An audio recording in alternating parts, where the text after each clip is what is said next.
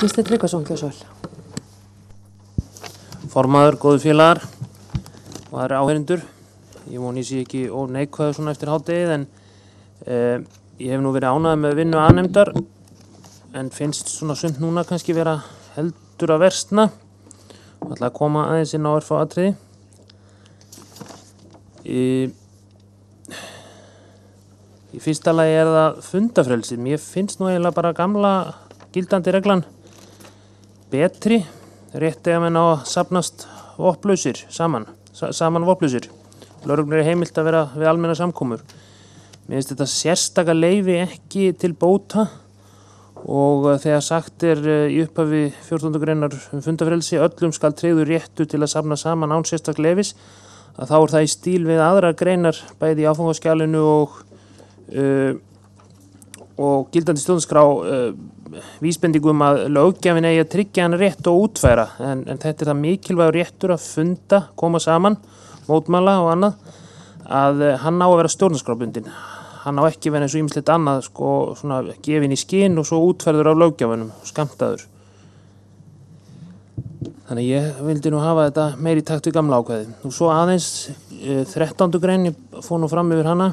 Ég sakna þess ákvæði sem að hér lagt til að fari út, banna má þó sinn starfsemi félag sem talið hafa ólöglegan tilgang, en höfðað verður þó án ástæðulausra tafar mál gegn því til að fá því slitið með dómi. Ég held að það sé nú kannski bara ekki, það hefði átt að nýta þetta, það getur komið til þess að þurfa að nýta þetta, til dæmis út af Hells Angels eða öðrum samtökum sem hafa beint eða óbeint ólöglegan tilgang.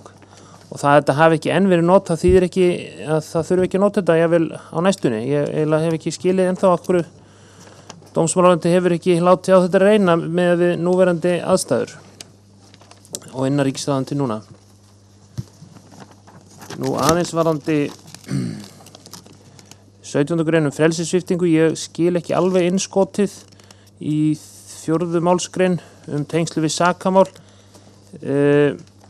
Það væntanlega verið að meina lögræðissvipta og þá sem að afplána refsivist, að þeir eru svipti frelsi og lögræðissviptir eiga jú rétt á að bera það undir dómstól og refsifangar eiginlega ekki, að því það nú búið að taka á því í refsidómi.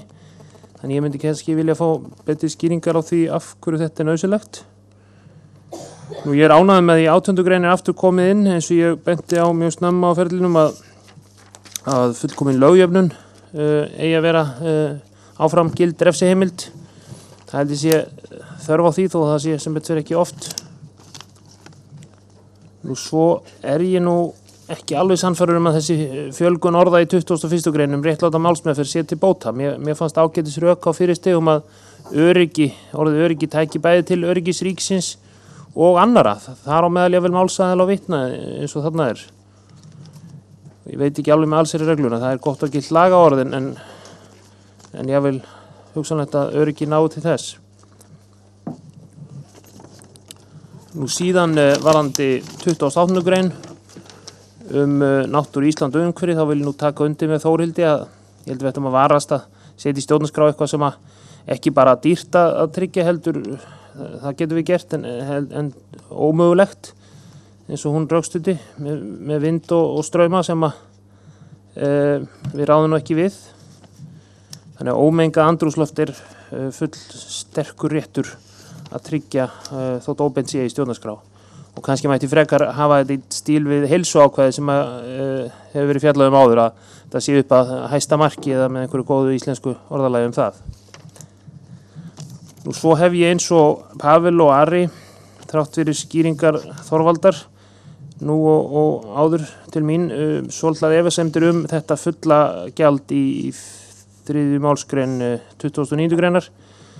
Ég ekki viss að fyrirmyndin úr stjórnarskránu eignarétt fullar bætur sem góð gjöld, ég ekki viss hún eigi við og kannski betra að segja þá bara það sem menn meina ef menn meina með þessu markaðsverð.